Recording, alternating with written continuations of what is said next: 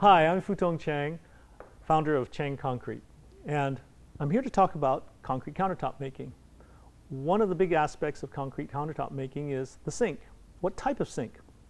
We recommend undermounting sinks for kitchens and bathrooms, because with an undermount sink it shows off the form of the concrete. You can see the edge. Now, we have a really nice tool for mounting those sinks and forming a void for those sinks. In this case, these are preformed concrete foam knockouts for a particular sink. In this case, it's an LK sink. Now, what you need to do is you need to find out the manufacturer recommended size for your sink and then get a foam knockout for that. There may be some pre-manufactured ones like these shapes and things, or you may have to make your own. In case you make your own, just remember to find the foam that's the exact thickness of your countertop. So if it's a 2.5 inch thick countertop that you're making, then the foam should be 2.5 inches thick. Now, once you have cut out that shape and you followed the manufacturer's recommendation for the size, because some of those sinks, you know, have like a cutting board or a rack or something, you don't want to make it too small because it won't fit in.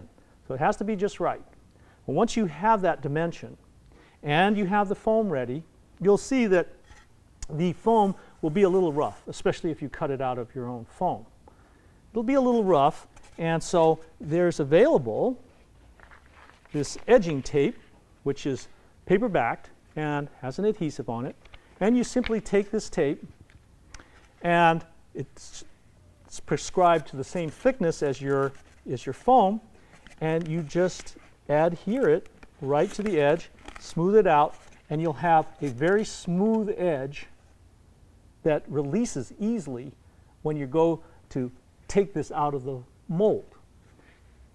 Once this shininess, it will reproduce itself in the concrete countertop, and you'll have just a beautiful edge around the sink.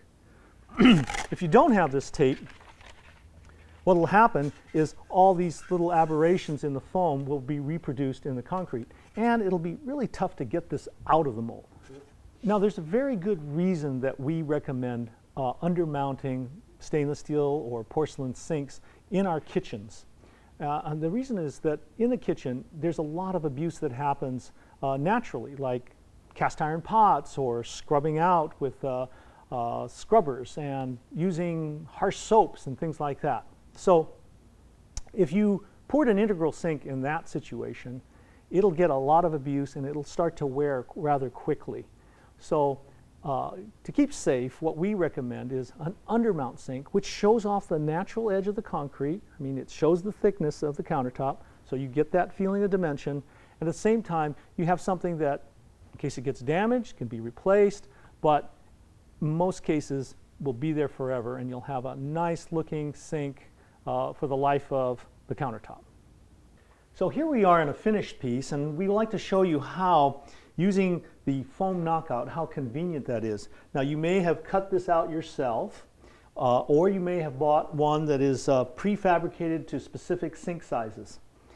Right here we have an LK stainless steel sink underneath here, and imagine if this was the situation where you flip the countertop over, and you can see here the fit. And what I'd like to show you here is the overhang. When you're cutting your own, it's real important to follow the manufacturer's recommended size, because there may be cutting boards and accessories that come with the sink, and you want them to fit with the concrete. In this case, there is not such thing, and we like to, if there's no accessory, overlap the countertop just a little bit over the sink, and that tucks the edge of the sink to the inside a bit. So there's a bit of an overhang. Sometimes on some countertops you may want to have the concrete recessed back a little bit so that you have a little edge here, and then a cutting board can fit in there and lodge itself on the top of the sink. So those are the different ways that you can adjust your foam to the situation at hand. I always like to say that good design is the most important tool to execute a great countertop. But to execute that good countertop, you need to know what tools you'll need and how to use them. This is Fu-Tung Cheng.